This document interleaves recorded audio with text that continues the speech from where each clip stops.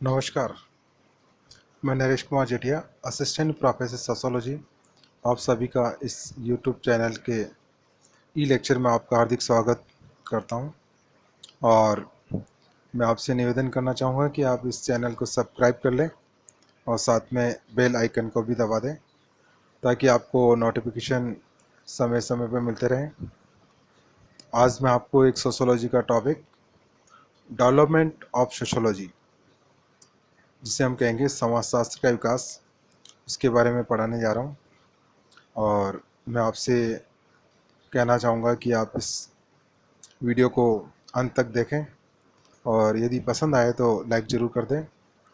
तो स्टार्ट करते हैं। टॉपिक, डेवलपमेंट ऑफ सोशियोलॉजी, समाजशास्त्र का विकास। समाजशास्त्र सब्जेक्ट आज समाज और राष्ट्र के लिए बहुत ही महत्वपूर्ण सब्जेक्ट है।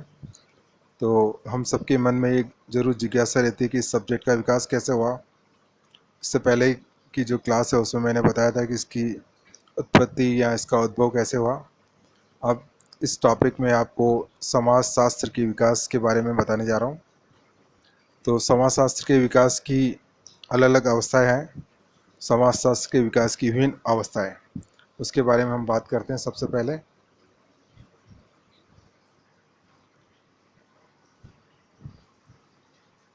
समाजशास्त्र के विकास की विभिन्न अवस्थाएं। तो समाजशास्त्र के विकास की विभिन्न अवस्थाओं को हम 4 भागों में बांटते हैं। उसमें पहला है समाजशास्त्र के विकास की प्रथम अवस्था। उसके बारे में बताने जा रहा हूँ मैं आपको।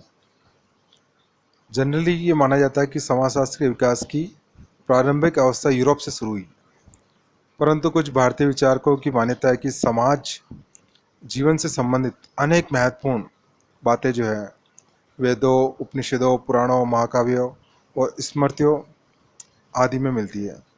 यह प्रचलित वर्णाश्रम व्यवस्था इस बात का स्पष्ट प्रमाण है कि भारतीय चिंतकों ने समाज और भारतीय जीवन की एक व्यापक व्यवस्था का विकास पाश्चात्य सिद्धांतों के इस दिशा में चिंतन के बहुत पहले कर लिया था।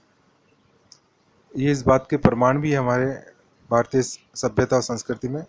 लेकिन यह हम इस बात का विशेष ध्यान रखना होगा कि भारतीय विद्वानों के समाज संबंधी विचार जो थे वो धर्म, राजनीति और अर्थ से काफ़ी प्रभावित थे। उसके बाद में पश्चिमी समाजों में समाज संबंधी अध्ययनों का जो प्रारंभ हुआ उसमें यूनानी विचारकों से हुआ। इसमें प्लेटो और अरस्तु की रचनाएं इस दिशा में महत्वपूर्ण थी, उनके प्रयास महत्वपूर्ण थे। प्लेटो ने अपनी पुस्तक जो है रिपब्लिक और अरस्तु ने अपनी पुस्तक इथिक्स एंड पॉलिटिक्स में समाज जीवन से संबंधित विभिन्न जो समस्या है और घटनाओं उनका व्यवस्थित विवरण प्रस्तुत किया। इस तरह जो हम देखते हैं कि प्लेटो और अरस्तु के जो ये रचनाएं हैं इसमें समाज का जो जीवन है उससे संबंधित अनेक अवस्थाएं और घटनाओं का विवरण हमको देखने को मिलता है। ये समाजशास्त्र के विकास की प्रथम अवस्था थी। उसके बाद में हम नेक्स्ट बात करते हैं समाजशास्त्र के विकास की द्वितीय अवस्था। इसमें थॉमस एक्विनस और दांते का नाम आता है। ये जो द्वितीय अवस्था है वो 6वीं शताब्दी से लेकर 14वीं शताब्दी तक का इसका काल माना जाता है, जो कि ये द्वितीय अवस्था मानी जाती है। इस काल में थॉमस एक्विनास और दांते आदि विद्वानों ने समाज को परिवर्तनशील माना और साथ ही बताया कि इस परिवर्तन के पीछे कुछ निश्चित नियम, सामाजिक प्रक्रिया और शक्तियाँ कार्य करती है। इस समय हम देखते हैं कि सामाजिक घटनाओं और तथ्यों को समझने के लिए उस विधि पर जोर दिया गया जिसका प्रयोग प्राकृतिक घटनाओं तथ्यों को समझने के लिए किया जाता है। यानी कि सामाजिक घटनाओं को समझने के लिए जिस प्रकार नेचुरल जो इवेंट्स होती है उनको समझने के लिए जो प्रक्रिया अपनाई जाती है वही प्रक्रिया सामाजिक घटनाओं तथ्यों को समझने के लिए अपनाई जाने लगी। इस काल में वैज्ञानिकता और कार्यकरण संबंधों पर जोर दिया गया। ये समाजशास्त्र की द्वितीय अवस्था है। उसके बाद हम नेक्स्ट बात करते हैं समाजशास्त्र के विकास की तृतीय अवस्था। इसमें हॉब्स, लॉक और रूसो का नाम महत्वपूर्ण है। ये जो अवस्था है इसका प्रारंभ 15वीं शताब्दी से माना जाता है। इस काल में सामाजिक घटनाओं के अध्ययन के लिए वैज्ञानिक विधियों का जो है प्रयोग आरंभ हो गया था। इस समय समाज जीवन के विभिन्न पक्षों जैसे सामाजिक, आर्थिक, राजनीतिक, धार्मिक आदि का स्वतंत्र रूप से अध्ययन किया जाने लगा और इसमें हॉब्स, लॉक और रूसो के द्वारा सामाजिक समझौते का सिद्धांत प्रतिपादित किया गया। ये समाजशास्त्र के विकास की तृतीय अवस्था है। अब हम नेक्स्ट बात करते हैं समाजशास्त्र के विकास की चतुर्थ अवस्था। समाजशास्त्र के विकास की चतुर्थ अवस्था। तो समाजशास्त्र के विकास की जो चतुर्थ अवस्था है उसमें ऑगस्ट कॉम्टे, स्पेंसर और दुर्किम का नाम प्रमुख है।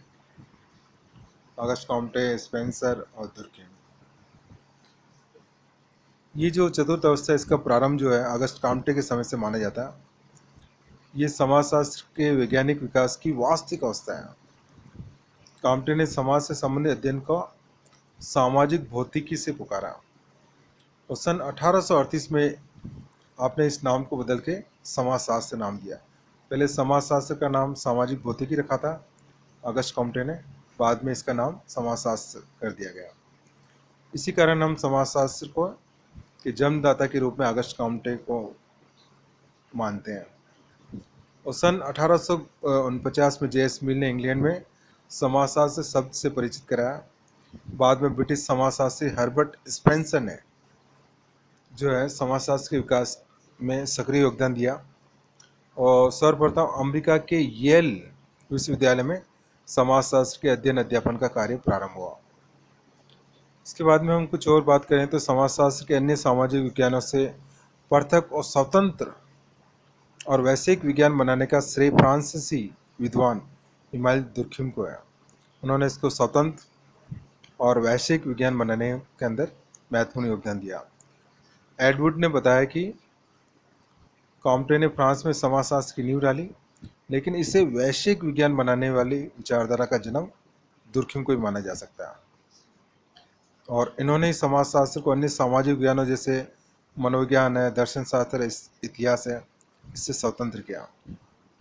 और समाजशास्त्र के विकास में इंग्लैंड के स्पेंसर, मील, मानिम आदि ने, फ्रांस में दुर्खिम, टॉर्डे, लिपले आदि ने, और जर्मनी में हम देखते हैं कि टॉनेज, वेबर, मार्क्स आदि विद्वानों ने, और अमेरिका के समनर, मैकायर, ऑकबर्न, मर्टन आदि ने उल्लेखनीय योगदान दिया। तो इस तरह समाजशास्त्र के विकास की ये 4 अवस्थाओं में धीरे धीरे समाजशास्त्र का विकास हुआ। धन्यवाद।